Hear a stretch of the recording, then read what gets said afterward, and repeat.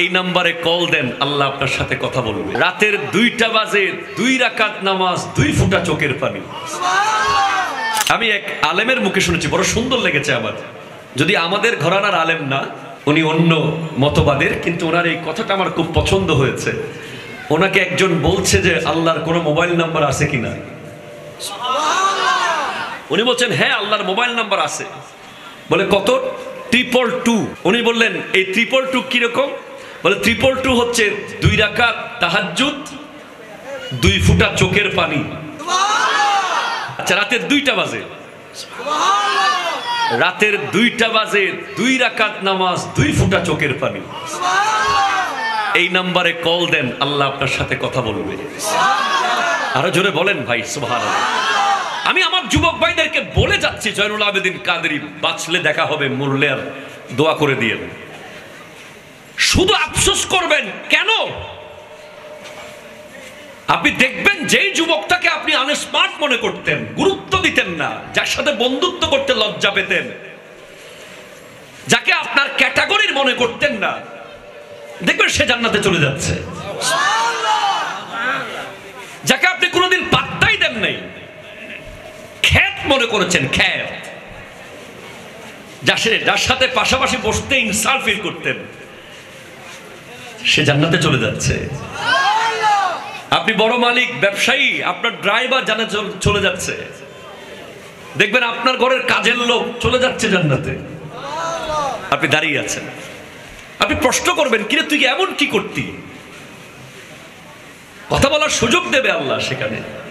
সে বলবে স্যার আপনাকে সারাদিন ডিউটি করার পরে রাতে একটু 2 রাকাত তাহাজ্জুদ করতাম। ওই যুবক বলবে বন্ধু নামাজ করতাম বলে তুই আমাকে পাত্তা দিতি না। অনেক যুবক সমাজে আছে না, যারা মাহফিল করে, খালি মাহফিল করে, নামাজ পড়ে, আছে না? তাদেরকে অনেকে আবার ইনস্টল করে বলে এই এত হুজুরগিরি দেখাস কেন? আমগো হুজুর, ও পড়েছে স্কুলে কিন্তু তারপরও অপমান করে বলে আমগো হুজুর। ঠিক কিনা বলেন না? দেখবেন ওই নামাজ যে করেছে, আপনাকে ডেকেছে মসজিদের দিকে, আপনি যান নাই, আরে তুই যা। ইভেন আমরা মাঝে মাঝে এমনও দেখি,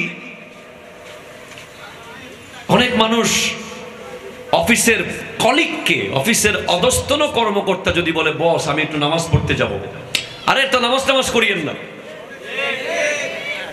কথা কোন ঠিক কিনা বলেন? খুব লজ্জা, খুব দুঃখের। নামাজের মূল্য যারা বুঝে নাই পৃথিবীতে, তাদের মতো বোকা, তাদের মতো বদবখ্ত, বদকিসমত, দুর্ভাগা, মূর্খ পৃথিবীতে নাই যারা নামাজকে চিনে নাই। নামাজ যেভাবে ফরজ, রোজা যেভাবে ফরজ, হজ যেভাবে ফরজ, যাকাত যেভাবে ফরজ, তার পরের ফরজ হচ্ছে হালাল ইনকাম করা। আপনার পকেটে যদি একটা হালাল ইনকাম প্রবেশ করে, সেটাও আখিরাতের জন্য একটা কিছু গেল। আরো জোরে বলেন সুবহানাল্লাহ। আপনি আফসোস করবেন না এজ এ বিজনেসম্যান। আপনি বলছেন আমি তো হুজুর 5 ওয়াক্ত নামাজ পড়েছি, সারাদিন ব্যবসা করতে হয়েছে। হ্যাঁ, আপনি নামাজ ছেড়ে যদি ব্যবসা করেছেন, আপনি যদি নামাজ ছেড়ে দোকানদারি করেছেন, মসজিদে নামাজ চলছে, আপনার দোকানে জমজমাট ব্যবসা চলছে, মসজিদে নামাজ চলছে, আপনার দোকানে কাস্টমারের সাথে আপনি ডিলিংস করছেন, আজান চলছে, আপনার আওয়াজ বন্ধ হয় নাই, মসজিদে হুজুর মুনাজাত করছে, আপনি তখনও ব্যবসার ভিতরে আছেন। হুজুর মসজিদের দরজা বন্ধ করতেছে, তখন আপনি ব্যবসার ভিতরে আছেন। হুজুর মসজিদ সাফ করতেছে, তখনও আপনি ব্যবসার ভিতরে আছেন। তখন আপনার ব্যবসাটা অ্যাপ্রোপ্রিয়েট ব্যবসা হয় নাই। আপনি মনে করেছেন যে ওই জোহরের নামাজ পড়তে আমার 15 মিনিট সময় লাগবে, ওই 15 মিনিট আমি 15টা কাস্টমার ডিল করব। কিন্তু না, ওই 15 মিনিট যদি আপনি দরজা অফ করে মসজিদে প্রবেশ করে সব কাস্টমারকে নিয়ে ঢুকে যেতেন, আল্লাহ আপনাকে এই 5, 15, 10, 15, 20, 15 জনের ব্যবসার সফলতা নামাজের পর আল্লাহ করে দিতে পারত। ওই ক্ষমতা আল্লাহর আছে না নাই? আরো জোরে বলেন আছে না নাই? সেজন্য সফল ব্যবসায়ী সে যে বিজনেস আল্লাহর সাথে করেছে, আরো জোরে বলেন।